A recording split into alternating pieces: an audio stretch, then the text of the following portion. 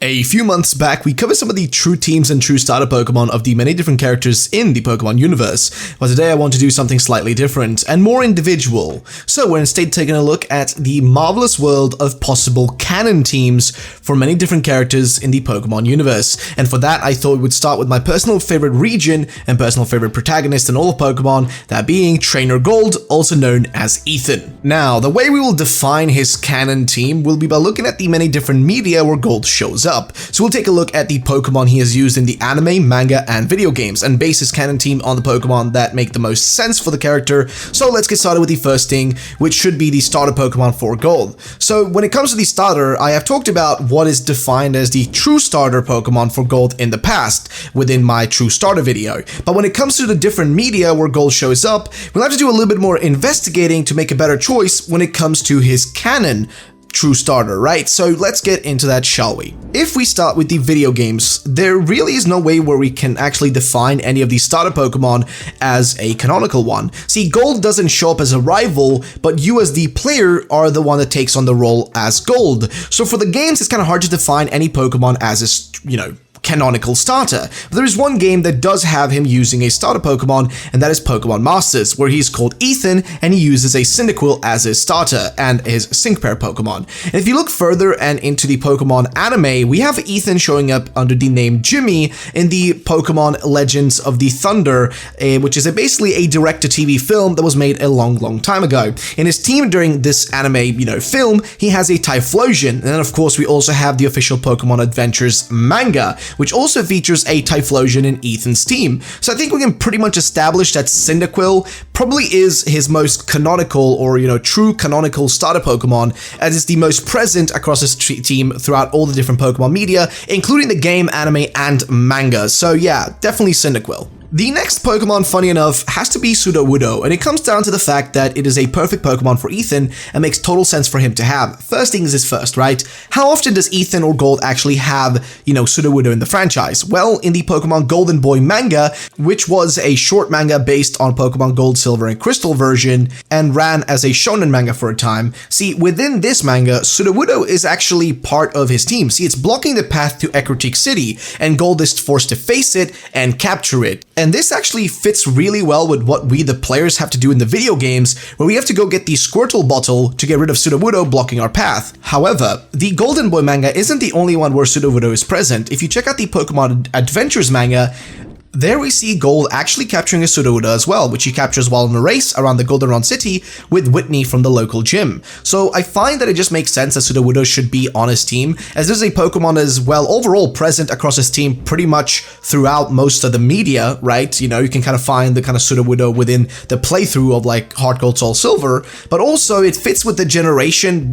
and the region, because Sudowoodo is from here, and overall it is, present throughout his team, so it makes sense that Sudowoodo should be part of his canonical team. Next is our boy Pichu. Now again, keep in mind we aren't making the most powerful team here for Ethan, but rather the most canonical team and more true team to him. And Pichu has to be one of the Pokemon that we have to add in here. And if we're looking at it from a specific perspective, see, Pichu was one of the many baby Pokemon introduced in Generation 2 and Johto. And looking at the manga versions of Gold and all of those, they tend to actually have an egg given to Gold, and then that hatches into Pichu. See, in Adventures, it hatches from an egg, and in Golden Boy, it also hatches from an egg, a Pokemon egg, and we get Pichu. So I think the fact that it's present in the manga at least twice within the manga lore, and also the fact that eggs and baby Pokemon are such a large part of Generation 2, it makes sense that Pichu would be a big part of Gold's team. Also, there is this really weird case of time-traveling Pikachu in the Golden Boy manga, where a Pikachu is sent as a messenger to Gold by Eugene and Bill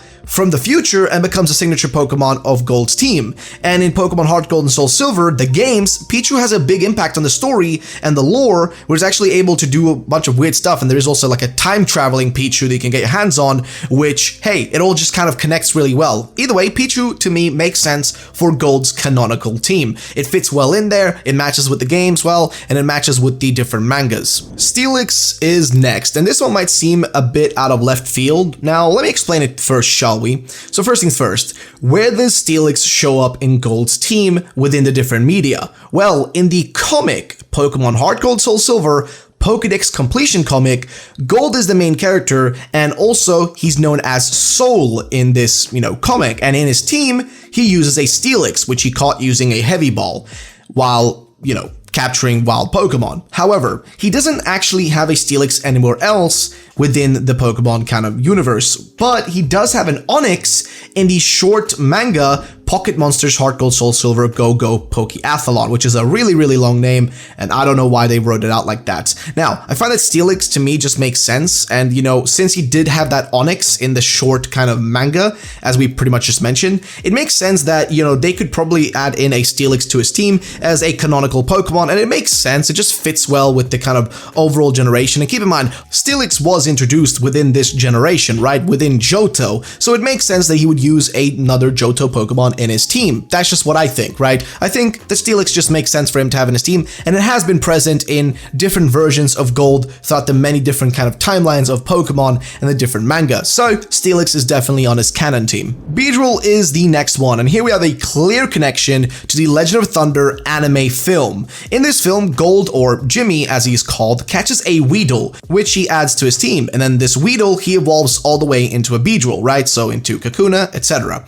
Now, this isn't the only case though where we get to see the Weedle family being part of Gold's team. In the Adventures manga, Gold has a Weedle at his home, and as such, to me, it makes sense that this bug-type Pokemon would also be part of his most canonical team, right? Because the only time we've really seen him present much within the anime is from this one movie. The only other time, he uses a different Pokemon and it's for a short battle with Ash, and it really isn't that relevant. Whereas here, I think Beedrill makes sense. Sure, it's not the strongest Pokemon in the world, but it does make sense because it is present again within this film, but also in other areas. Now, before we get to the last Pokemon in his team, let's take a look at some honorable mentions. So that will be Raikou, Politoed, and Pidgeotto as the honorable mention. See, Pidgeotto might seem a bit weird of a choice, but with the manga Golden Boys, Gold actually catches a Pidgey and he evolves it into a Pidgeotto, which he carries with him on his journey. But that is not all. He also has a Pidgeotto in the small manga Pocket Monsters Heart Gold Soul Silver Go Go Pokéathlon, which is such a long name, but in that short manga, he actually also has a Pidgeotto in his team. And Raikou, on the other hand, is present in the Adventures manga where Gold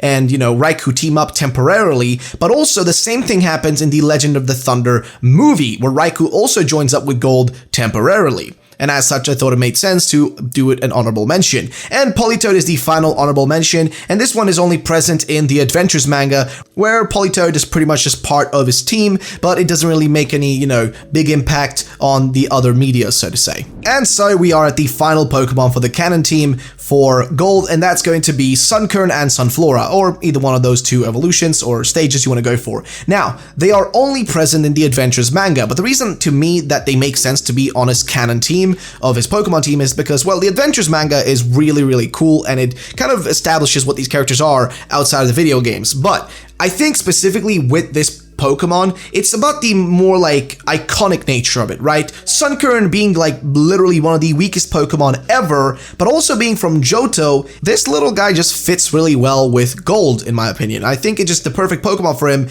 and for his canon team. As story-wise, it's a Pokemon he catches very early on in the Adventures manga, and also it is a Pokemon from the lovely Johto region, and I think the more Johto Pokemon are on his team, the better. Now, of course, did all the Pokemon on this list end up being from Johto? Of course not, but I think we did it kind of decently. And there it is. That is the full canon Pokemon team for Trainer Gold. Now keep in mind, this is all based on what I think, is the most canon team for him. And if you disagree, you can leave your definition of the most canon team for Gold in the comments down below. Just go down there, leave your comment telling me, hey, I think this is more logical, or this one makes more sense, or this is the canon team I think fits in better. Feel free to do that in the, comment section down below. And once again, big thank you for watching this video. Now, these are going to be on the screen right now, the next videos, right? So which one of these two would you want to see next? Which one of these two, canon team videos do you want to see next? Just comment down below the one that you want on the screen. So if you want this one or this one, just comment it down below. And that's it, ladies and gentlemen. Thank you so much for watching. Have yourselves a great day, and bye-bye, ladies and gentlemen.